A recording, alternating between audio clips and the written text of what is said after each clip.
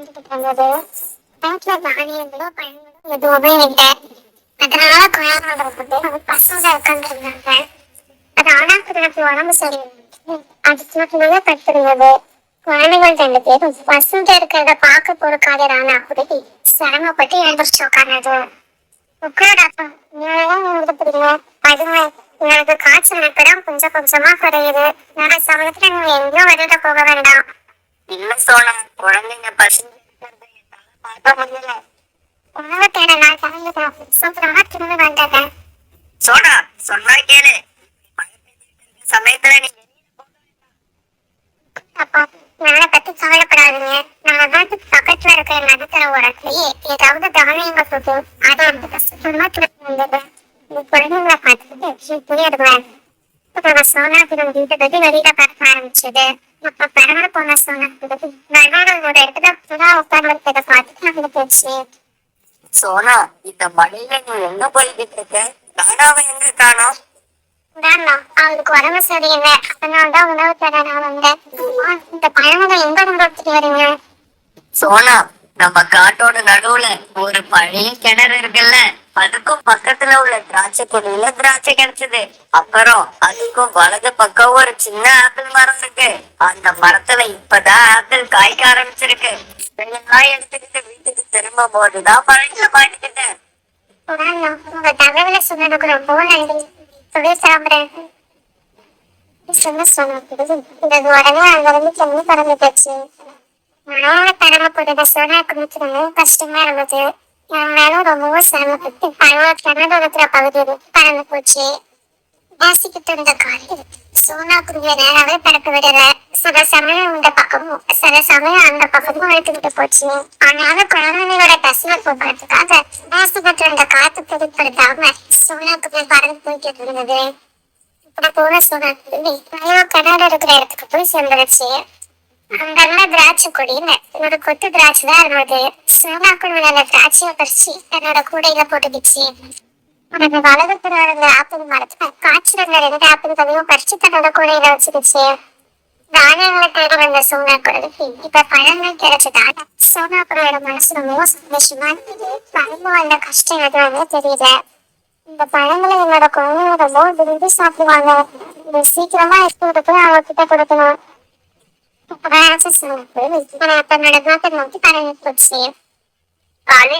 எனக்கு ரொம்ப பசிக்குது. உன்னோட கூட்டுக்கு பக்கத்துல கொஞ்சம் தானியங்கள் இருக்கு பாரு, அதை எடுத்து சாப்பிடு. வேண்டாம், எனக்கு தானியங்கள் வேண்டாம். பழங்கள் தான் வேணும்.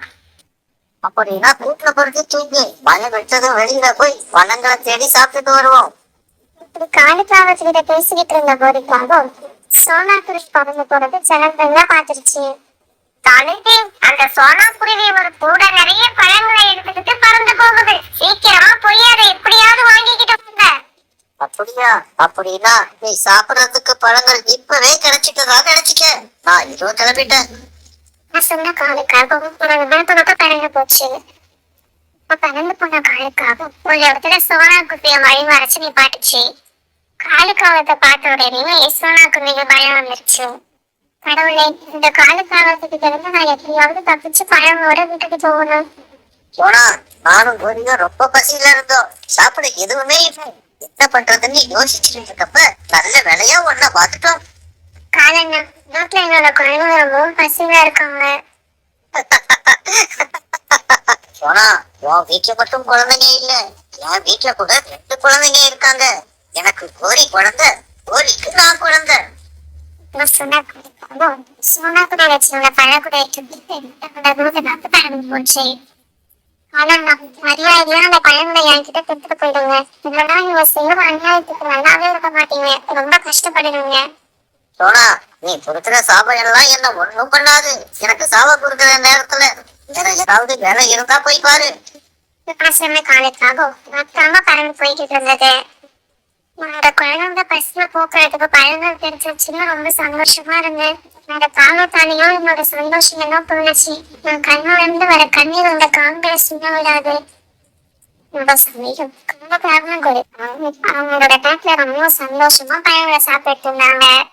சோனா குருவி அழுதுகிட்டு வெறும் கையோட வீட்டுக்கு பறந்து போச்சு. காலேஜி நாம பறிச்சு திங்கிற பழத்துல இருக்கிற ருசியை விட திருடி திங்கிற பழத்துலதான் ருசி அதிகமா இருக்கு. சரி, இந்த பழங்களை நான் சோனா குருவி கிட்ட இருந்து பிடுங்கிட்டு வர்றப்ப நாம நல்லாவே இருக்க மாட்டோம்னு சோனா குருவி நமக்கு சாபம் விட்டுடுச்சு. இப்படி எல்லாம் சாபம் விட அதுக்கு எப்படிதான் மனசு வருதோ. இப்படி அடுத்தவங்க கெட்டு போகணும்னு நினைச்சு சாபம் விடுற சோனா குருவியை போய் இந்த காட்டுல உள்ள பறவைகள் எல்லாம் ரொம்ப நல்ல குருவின்னு சொல்றாங்க. அதான் என்னால தாங்க முடியல. சரி, நமக்கு சாபம் விட்டு அந்த சோனா குருவி அவன் நிம்மதியா இருக்க விடக்கூடாது. இந்த காட்டுக்கு வர சோனா குருவியை காட்டுது. சோனா குருவியை மிஸ்டர் பண்ணது. சோனா என்னாச்சு? எதுக்காக அழைச்சிட்டு வர?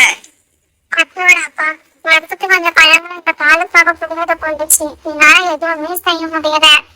சோனா அழாத.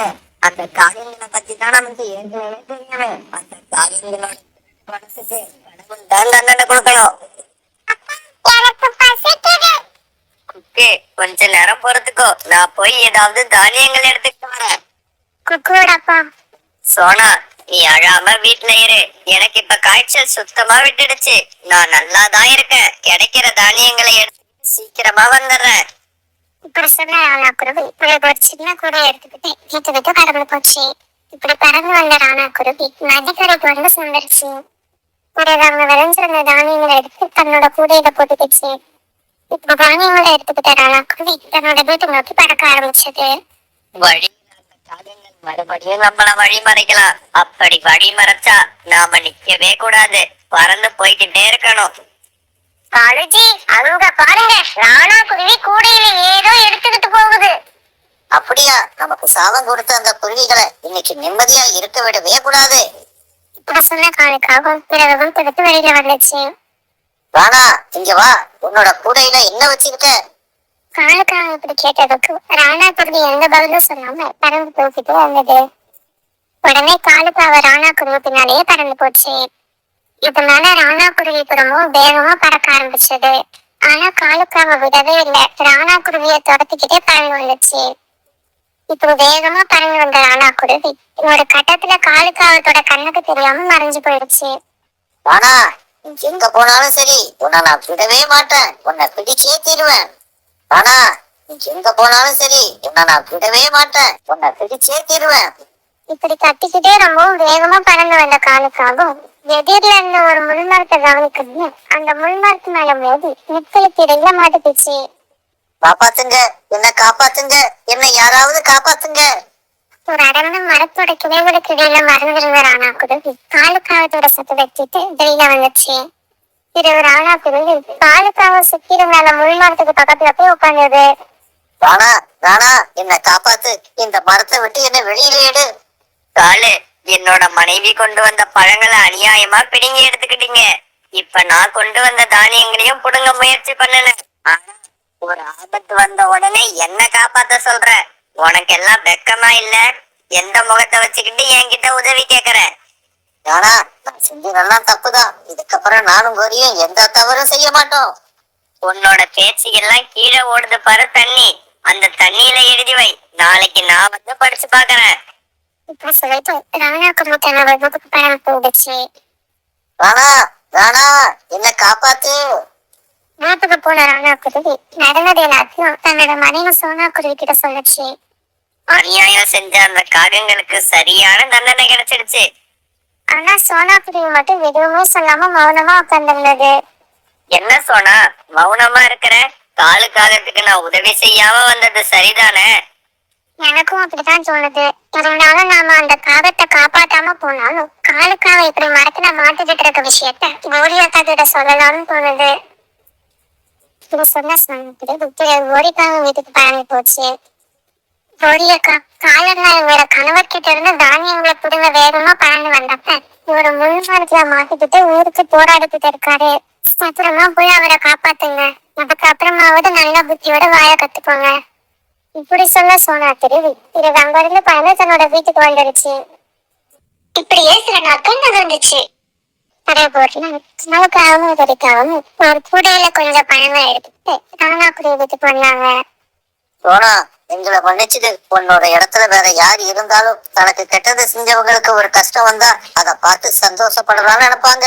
ஆனா நீ அப்படி இல்லாம என்னோட உயிரை காப்பாத்திட்ட. ஆமா சோனா, உன்னோட நல்ல மனசுக்காக நானும் காலேஜையும் திருந்தி வாழறதா முடிவு பண்ணிட்டோம். இதுக்கப்புறம் எங்களால யாருக்கும் கஷ்டம் இருக்காது. காங்கள் இப்படி மனசு மாநாட பார்த்த ராணா குருவும் சோனா குருவும் தங்களோட மனசுக்குள்ள ரொம்பவும் சந்தோஷப்பட்டாங்க. சோனா, நீ செஞ்சது ரொம்பவும் சரியான விஷயம். நமக்கு கெட்டது செஞ்சவங்களுக்கு நாம கெட்டது நினைச்சா நமக்குள்ள உள்ள பகை என்னைக்குமே தீராது. இன்னைக்கு காலுக்காகவும் கோரிக்காகவும் மன்னிப்பு கேட்டு நம்ம வீட்டுக்கு வந்திருக்காங்கன்னா அதுக்கு காரணம் உன்னோட நல்ல மனசுதான். Please like, share and subscribe. Bye, cuties. Bye.